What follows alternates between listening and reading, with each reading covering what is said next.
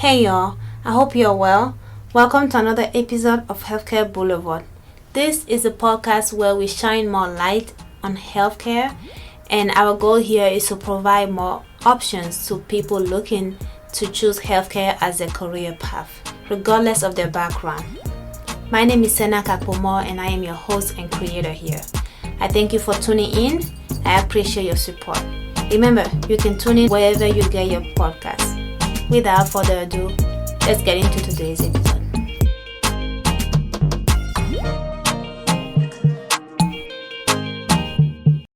Good morning, Healthcare Boulevard. It's been a while, but I am back here with you guys. I have not forgotten or abandoned Healthcare Boulevard. It's just been a lot happening, but I'm here today for another interview with Sara, who is a pharmacist, and I'm excited to get her on into your ears and learn a little bit from her experience and her professional journey, how she got here and how she likes doing what she's doing. So, Sara, how you doing? Good morning. I'm great. Thank you so much for having me. And I just love Healthcare Boulevard and how you really do guide people through the so many different professions that are potentially available and help people make the right choice for them. So glad to be here today to be representing pharmacy. Of course, of course. So now I just asked you, but I want to ask you again. You are in Texas, is that correct? I'm over in Houston, Texas, right by the Texas Medical Center. And, to me, where a lot of exciting advancements in healthcare are happening. How do you like being a pharmacist? This is like a weird question, but how it's just so general. For me, I love it. I think, it's such a unique kind of training and knowledge to have really such a detailed understanding of medications and how they work. And with medications being so important in almost any disease state that you have, it's almost always, a medication will be needed at some point to treat it or at some point in your life. So it really is kind of a mainstay of healthcare, if you will. Thank you. And how did you get into pharmacy? What's your professional journey, especially as you relate to pharmacy? How did it start and when? Yeah, so when I went to college, I didn't know what I was going to do. I started as a business major, and then I switched to the College of Liberal Arts, and I was in psychology. And then I kind of found my home in the College of Natural Sciences when I became a biology major. Okay. But what do you do with a biology degree? So it turned out one of my parents' really good friends was a pharmacist, and she loved being a pharmacist. She told me about it. She worked in a hospital. And I think pharmacy is for me. And it was just really, I remember the conversation when I talked to her. And after that, I switched to pre-pharmacy and I finished my biology degree and I applied for pharmacy school. So it was, really as simple as that. Did you get to see her at work, shadow her? What was, besides her telling you what she does, what was your exposure to pharmacy before you decide to go into pharmacy school? Prior to that, absolutely nothing. I don't even remember as a child going to the pharmacy with my parents or anything like that. I'm sure we did, but it was just not something that stuck out to me. Right. It wasn't until I, switched over to that kind of degree that I started volunteering at the hospital pharmacy. And that was kind of the first time I was inside a pharmacy working.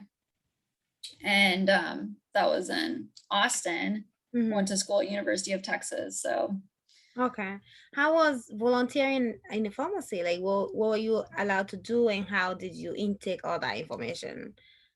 Every time I show up, they have a box of medications, and they say, we saved all the putbacks for you. So I have to go find where they go on the shelf and put all the meds back. And it would take, it'd be like a 4-hour shift that I'd sign up for, and I'd spend the whole 4 hours on that huge box of meds that they save up. They're like, oh, good, we have a volunteer coming. That's exciting. One of my biggest thing when I started, getting into medicine and having to learn about medication was the names. Like, there were some names I'm just like, I can't even pronounce that. How was that for you, just getting bombarded with so many different medication names? Well, it's great when you're in pharmacy school. The first semester, you have a class called medical terminology. So you learn all of the Latin roots Right. and what they mean. And honestly, it just takes a lot of practice. If you practice saying enough, you get kind of used to the way that it sounds. And for anyone that doesn't use that all the time, it's very foreign, and it's Yeah. really complicated to say some of those generic names. The brand names are usually easier to pronounce. Right, which is why there exists, right? It's like, oh my goodness. But so tell us where you are right now. What's your professional position now as a pharmacist? So right now, I'm the Director of Clinical Affairs at the American Society of Pharmacovigilance, and that's a nonprofit organization that I co-founded in 2018. Okay. Our entire mission is to address the high rate of adverse drug events in the US. So that includes medication errors, adverse drug reactions, or what most people call side effects from medications. And it's, right now in the role that I've kind of developed for myself, I lead the society's clinical research and educational initiative. So basically everything we do at ASP, I have a hand in. I also co-led the formation of 2 multidisciplinary stakeholder groups focused on patient access to molecular diagnostics, and another one that's related to setting industry standards and best practices for pharmacogenetics testing.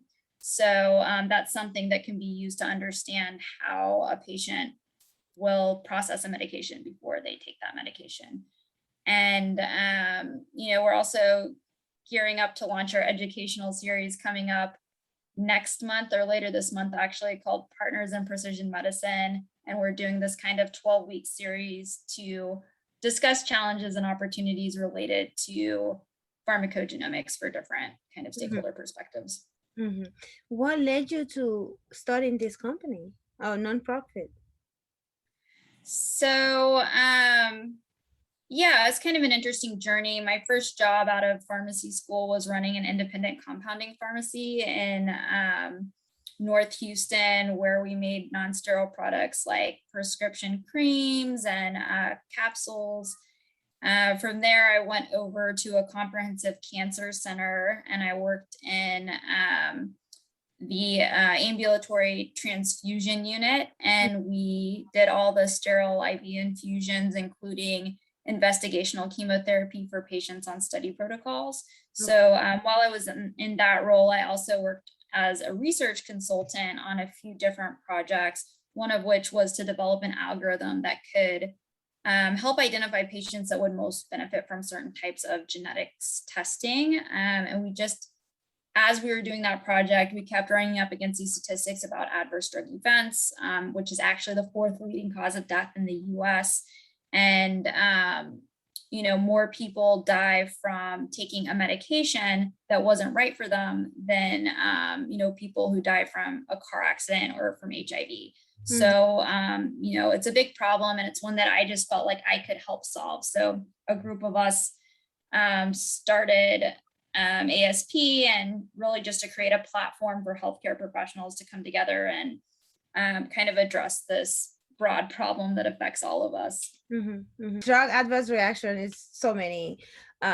It's funny because the more I learned about medicine, I was just very surprised at the side effects of not just medications in general, but on the over the counter, right? Because a lot of times the general population thinks of over the counter medicine is very safe. There is no side effect, even to this day, sometimes when I tell folks like, oh, taking too many Advil may not be the best for you for a long term, and they're like, what's wrong with it? It's over the counter, like what could go wrong? Yeah.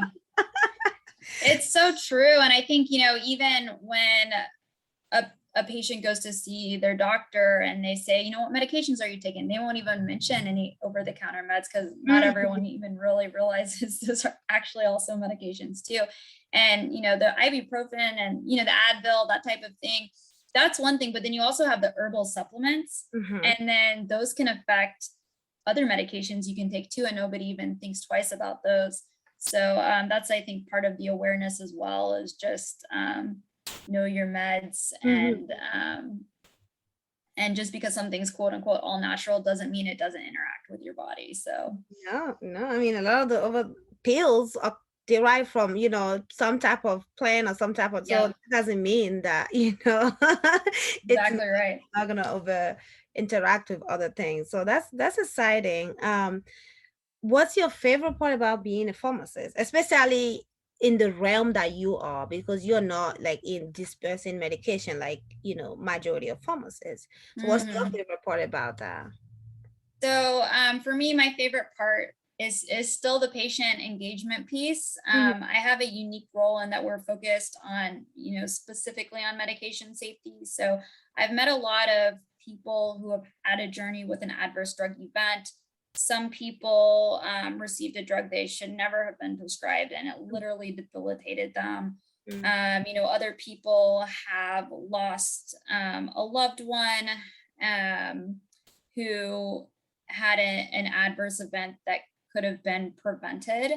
So, I think the most inspiring thing for me is when I meet people that have experienced unthinkable tragedy, yet go to extraordinary measures to prevent others from going through what they went through. Mhm. So, a big part of my role is creating a platform for these stories to be heard and putting a focus on issues that really just don't get enough attention. Mhm. So, like, for example, this year we launched our Fourth Cause campaign to encourage patients to share their story and encourage healthcare professionals and organizations to talk about how they champion medication safety. And it's a year-round campaign. Anyone can participate by using the hashtag Fourth Cause on social media. And we have an official toolkit that people can download at www.fourthcause.org. But I think every pharmacist has an opportunity to give patients a voice by helping them understand what they need to know to make decisions about their health and facilitate conversations with their physician so they can, and there could be collaboration in making sure that patient gets the best care possible, and care that is defined by that patient's goals, for their own treatment as well. Mhm. And what are some of your not so favorite part or challenges as it relates to, the field of pharmacy?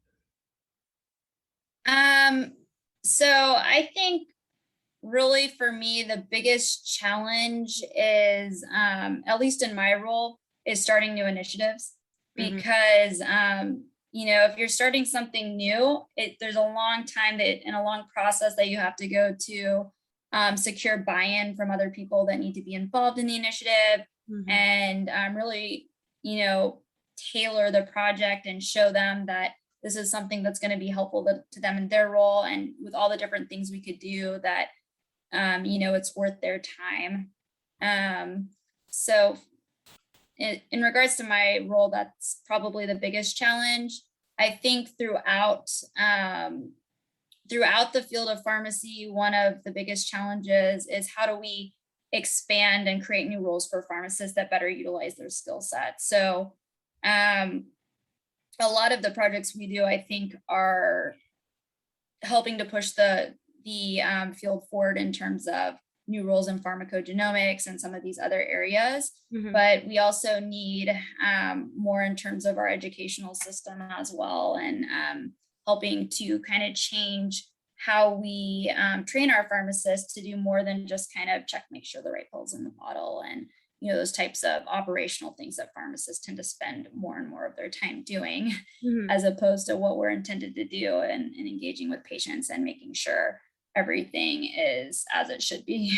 Right, right. And what settings were you working in before this position that you created for yourself? Well, clinical settings were you on?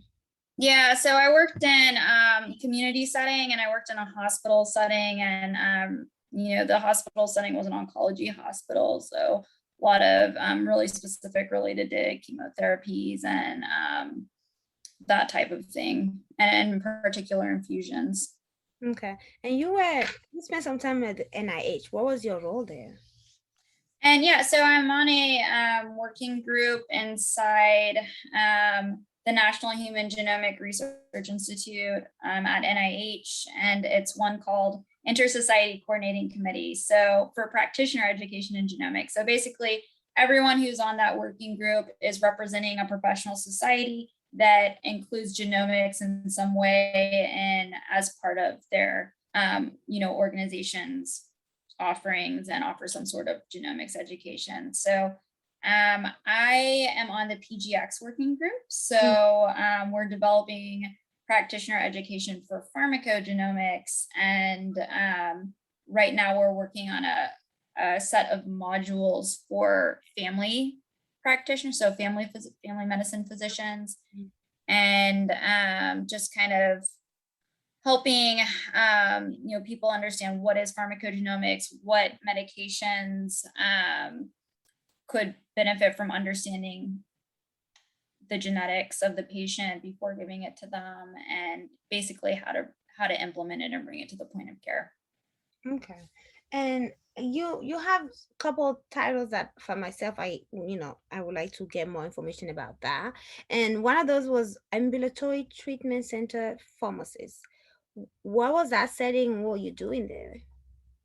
So in a hospital setting for pharmacists, there's usually inpatient and outpatient. Mm-hmm. But then there's also, we had at our facility an ambulatory treatment center, which is still considered outpatient because the patient's not admitted. Mm-hmm. They're coming, they're getting their infusion, and then they leave after their infusion. Unless something happens, they have to get admitted. But in the ATC, we basically help coordinate doses. So if they are coming for their treatment, we help make sure they get their medication in a timely fashion. And it's a little bit different than in the traditional outpatient setting, where it's mostly oral pills, since we're doing all the sterile kind of compounding, mm-hmm. In addition to coordinating the dose and all of that. So. Okay. And for your education, did you go to any residency program after graduation? Yeah, it's funny because when I was in pharmacy school, I had planned on doing a residency. It was something that I really thought that I would end up doing. And by the time I got to the end of my fourth year, I just felt like I needed a break. And, residencies are really intense. Mm-hmm. And it's, first year you could do a PGY1, and it's kind of a general residency. And then if you want to specialize, it's another year in whatever that specialty is. So I decided not to apply for the MASH program, but I did go on a few years later to become a board certified pharmacotherapy specialist. And I do think that training and postgraduate training and education is really important. So there's a lot of different ways that pharmacists can specialize. And it's just, for me, I ended up not doing a residency. Okay. And can you tell us more about the specialization that you did and what that revolves around? Yeah, so there's different board certifications you can get as a pharmacist. Mm-hmm. Critical care, they have new ones coming out. I saw one even for what I was doing as an IV room pharmacist, where we were compounding medications. There's now a board certification for that. There's and the pharmacotherapy, it's more general, so across all the different medication classes. And it's just something that some people consider it, I wouldn't say it's an equivalent for residency training, but as kind of another thing that you can do in addition to, or to help if you didn't go through the residency training.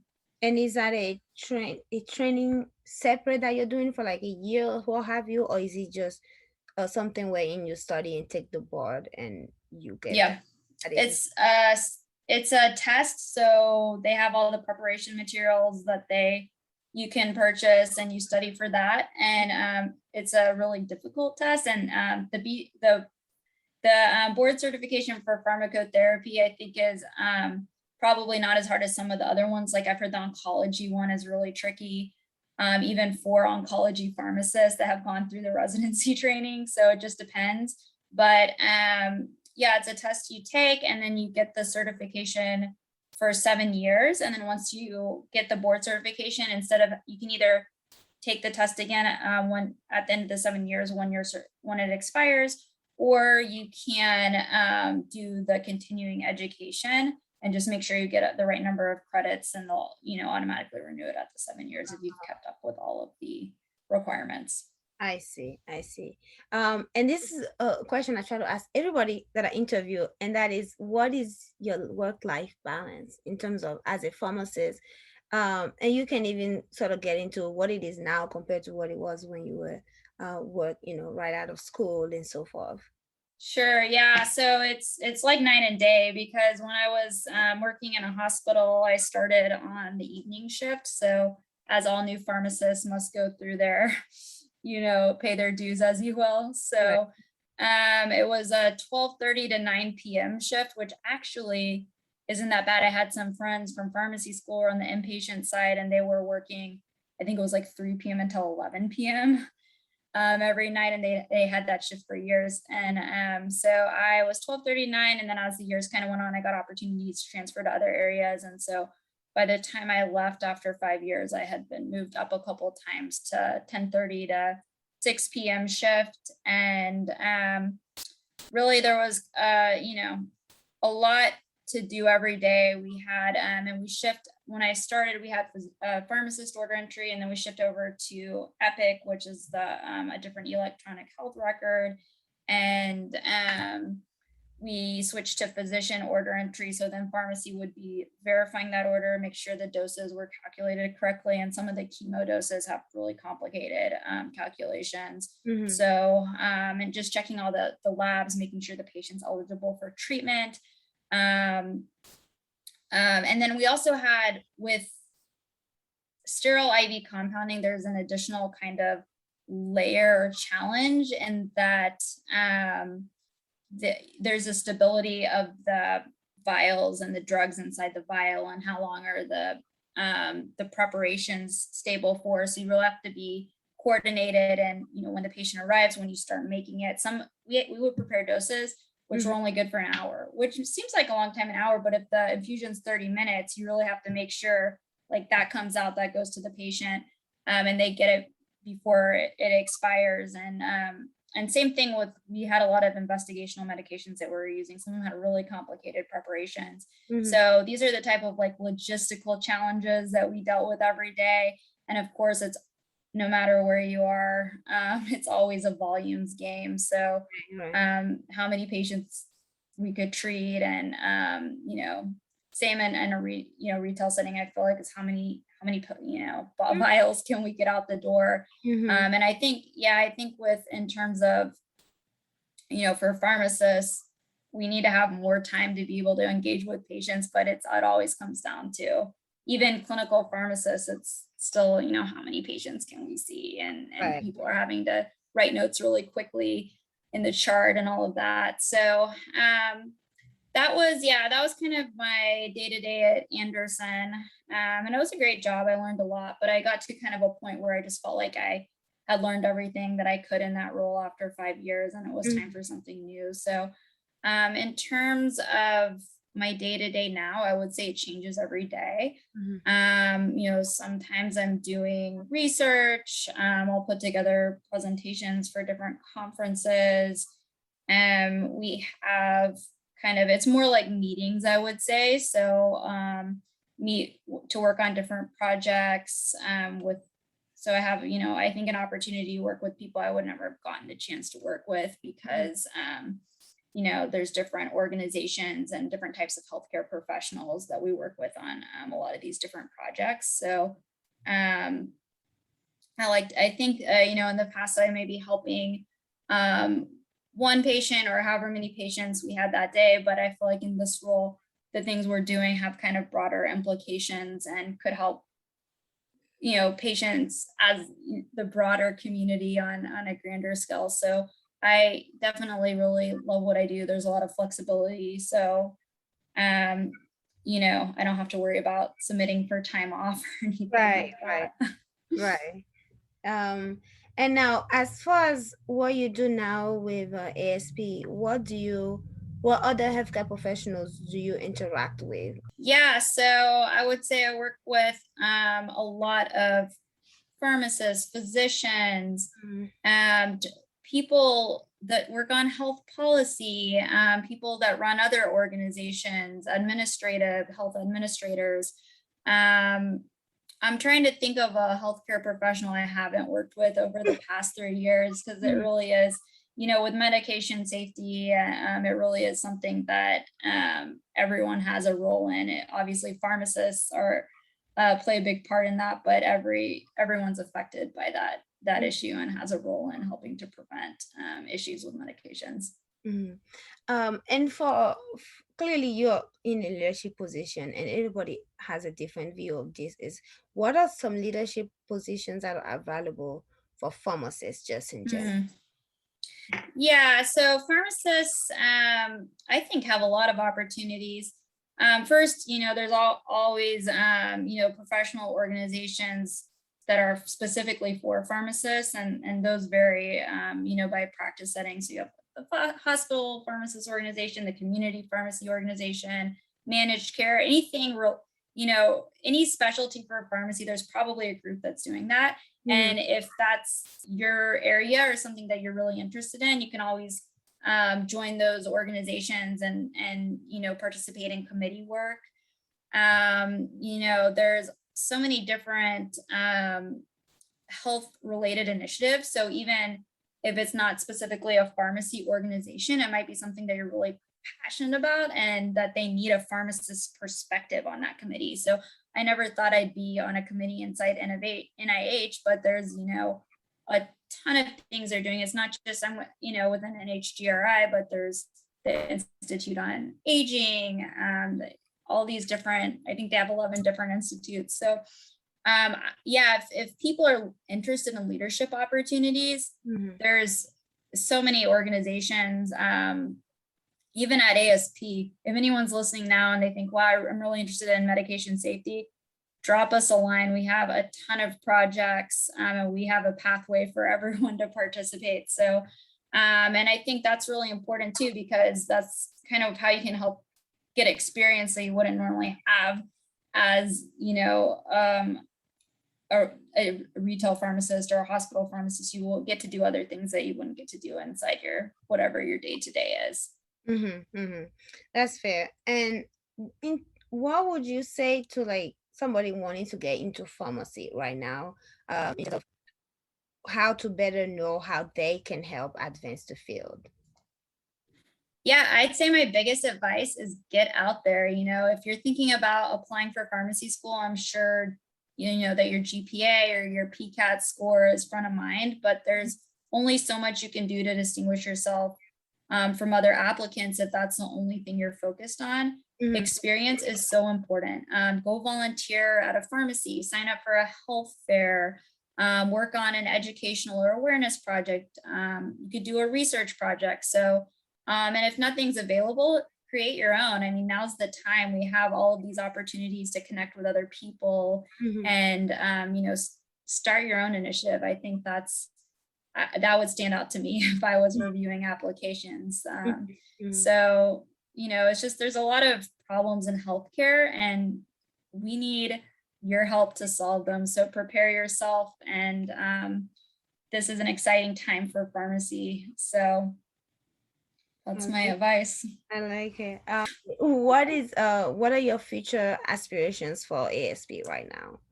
What is your ultimate goal essentially? Yeah, I think right now it took us a couple of years to develop our voice as an organization. And now projects that we've started over the past couple of years are really getting traction. So we'd like to see those projects come to fruition, Mm-hmm. especially projects related to setting best practices and industry standards where they don't already exist. And a lot of those are related to precision medicine and pharmacogenetics. And then just continuing to raise awareness. So with Fourth Cause, we launched that on National Adverse Drug Event Day, Awareness Day earlier this year. So we want to continue that momentum and continue to encourage people to share their story, because this is a, a health issue that's just not really getting the attention it should be. So we need to be putting it in front of, the court of public opinion, if you will, and our policymakers and that type of thing, because there's so much we can do to, optimize our processes and, make getting the patient the right medication a priority. So that's really our goals, is to continue to push the work forward. Well, if you don't have anything else to add, I think that's most of the questions I have for you. And I will get, the links and search and share with our listeners, so that if they want to get involved and join you, or get some advice from you in terms of as a professional pharmacist who's in the realm that you are, because you are doing something that's different, set apart from what the average route of a pharmacist, at least the way it's laid out, you know what I mean? So I think it would be great for them to be able to, if they're so choose and if they're on that path, be able to get some advice and be inspired by your journey. Yeah, definitely. I mean, we have plenty of projects and we love getting people involved. That's one of the perks of the job here. So whatever I can do to help. Thank you so much, Sara. Thanks for having me. Of course. Take it easy.